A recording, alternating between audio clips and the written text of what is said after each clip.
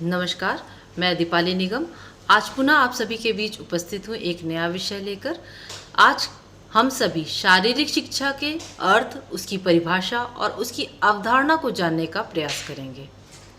इसके पूर्व मैंने कई सारे वीडियो शारीरिक शिक्षा विषय से संबंधित अपने YouTube चैनल में अपलोड किए हैं, जिससे आपको नई नई जानकारी प्राप्त हो सकती है।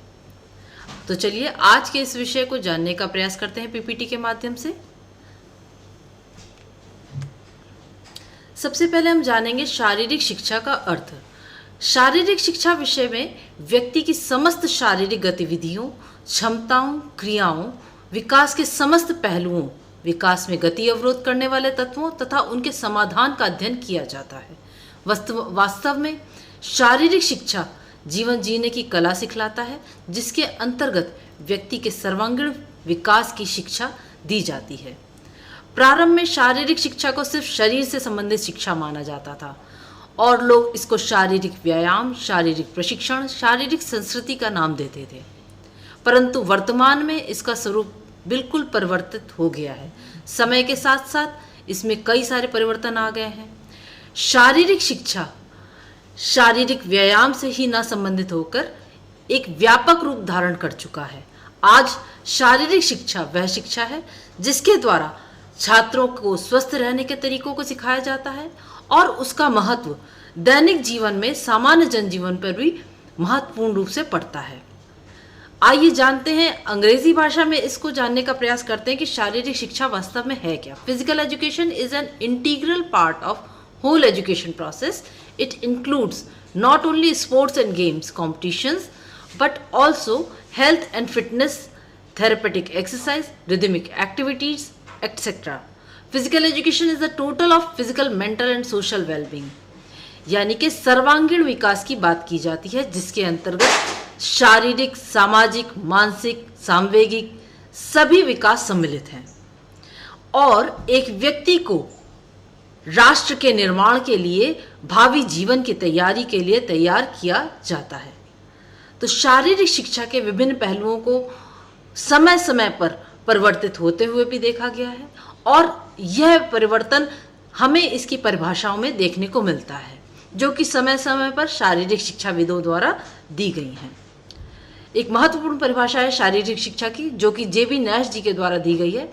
यह शिक्षा के संपूर्ण क्षेत्र का वह भाग है जिसका संबंध बृहद पेशी प्रक्रियाओं, उनसे संबंधित अनुक्रियाओं के साथ है। दूसरी महत्वपूर्ण परिभाषा चार्ल्स ए बुशर द्वारा दी गई है। शारीरिक शिक्षा संपूर्ण शिक्षा प्रबंध का एक अभिन्न अंग है तथा जिसका ध्येय उन शारीरिक प्रक्रियाओं के माध्यम से है जिनका चयन शारीरिक, मानसिक, संवेगात्मक तथा सामाजिक दृष्टि से स्वस्थ नागरिकों का निर्माण करने जैसे उद्देश्यों की प्राप्ति के लिए किया गया है। वास्तव में किसी भी राष्ट्र का निर्माण वहां के नागरिकों के स्वस्थता पर निर्भर करता है। समय समय पर हमने ये परिभाषा बहुत लोगों के मुंह से सुनी होगी, देखी जानी है कि स्वस्थ शरीर में ही स्वस्थ मन का निवास होता है और स्वस्थ नागरिक ही एक स्वस्थ राष्ट्र के निर्माण में सहायक होता है। शरीर के अंतर्गत हम बात करें तो शरीर का वजन और सिर्फ आकार की बात नहीं की जाती है। शरीर के अंदर होने वाली बृहद पेशी प्रक्रियाओं की बात की जाती है, उनसे संबंधित क्रियाकलापों की बात की जाती है और उसके बाद उनके प्रभावों का वर्णन भी हम शरीर के अंतर्गत करते हैं। इसलिए शारीरिक शिक्षा सिर्फ शरीर की अवस्था से संबंधित नहीं है, शरीर की कई बृहद पेशी प्रक्रियाओं और उनसे संबंधित अनुक्रियाओं के साथ भी संबंधित है। अंग्रेजी में भी इसकी परिभाषा को जानने का प्रयास करते हैं। According to H.C. Buck, physical education is a part of general education program which is considered with growth, development and education of child through the medium of big muscles activities. It is the education of whole child by means of physical activity. ये परिभाषा H.C. Buck जी के द्वारा दी गई थी, 1920 के बाद की बात है ये। और डेफिनेशन ऑफ फिजिकल एजुकेशन अगर हम देखा जाए और भी नए शिक्षाविदों की, तो according to D Oberteuffer, physical education is the sum of those experiences which comes to individual through movements. ये बड़ी ही छोटी परिभाषा है लेकिन अपने अंदर बहुत सारे विश्लेषण को समाहित किए हुए है। शारीरिक शिक्षा के बारे में उन अनुभवों का जोड़ बताया गया है जो कि गति के द्वारा एक व्यक्ति प्राप्त करता है। गति जो कि जीवन का प्रथम चरण है। बालक जन्म से ही माँ के गर्भ से ही गति को समझता है और गति के द्वारा ही माँ उसके एहसास को समझती है। अब हम जानते हैं शारीरिक शिक्षा की इन सारी परिभाषाओं के बाद उसकी कुछ महत्वपूर्ण बातें, जैसे कि शारीरिक शिक्षा की सबसे महत्वपूर्ण बात है उसके व्यक्ति के अंदर चरणबद्ध तरीके से शारीरिक विकास। चरणबद्ध तरीके से जैसे हम लोग पढ़ते हैं वृद्धि और विकास के बारे में, बाल्यकाल की अवस्था, शैशवाकाल की अवस्था, बाल्यकाल की अवस्था, युवावस्था और फिर प्रौढ़ावस्था। इन चरणों में अलग अलग तरीके से शरीर का विकास होता है, वृद्धि होती है और अलग अलग समय पर बालक की आवश्यकताएं भी अलग अलग होती हैं। दूसरी महत्वपूर्ण बात जो है शारीरिक शिक्षा में वो है चारित्रिक गुणों का विकास, जिसका सीधा संबंध व्यक्ति के सोशल डेवलपमेंट और मेंटल डेवलपमेंट से है। चारित्रिक गुणों में हम देखते हैं व्यक्ति समाज में रहकर समाज के साथ समन्वय स्थापित करे और कई सारे ऐसे गुण जो हम अपने परिवार से भी सीखते हैं और स्कूल में जाकर, विद्यालय में जाकर भी बालक उन गुणों को ग्रहण करता है और अपने अंदर समाहित करता है। हर व्यक्ति अपने आप में अलग अलग है और हर व्यक्ति के चरित्र के गुण भी अलग अलग हैं। तीसरी महत्वपूर्ण बात है उसका मेंटल डेवलपमेंट यानी कि मानसिक विकास। शारीरिक शिक्षा के अंदर ये बहुत महत्वपूर्ण बात है कि हम सिर्फ शरीर की बात नहीं करते, शरीर के अंदर मन है जो कि बहुत महत्वपूर्ण है। मन और मस्तिष्क, मन जो कि हमारे व्यवहार को परिलक्षित करता है, जैसा हम सोचते हैं वैसा ही हमारा व्यवहार होता है।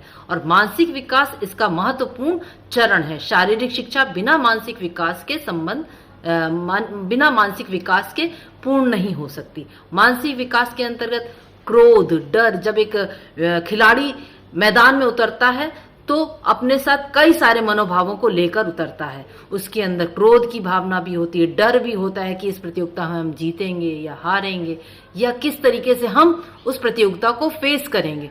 और प्रतियोगिता से पूर्व, प्रतियोगिता के बाद और प्रतियोगिता के बीच की तैयारियों के बारे में उसको किस तरीके से तैयार किया जाता है, इन सभी का अध्ययन हम मानसिक विकास के अंतर्गत करते हैं।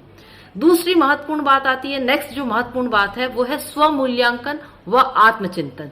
जब खिलाड़ी स्वमूल्यांकन कर पाता है तभी वो कैसे आएगा, जब वो आत्मचिंतन करेगा। आत्मचिंतन जैसे कि खिलाड़ी खेल के अंदर हम लोग महत्वपूर्ण बात है मापन मूल्यांकन की बात करते हैं।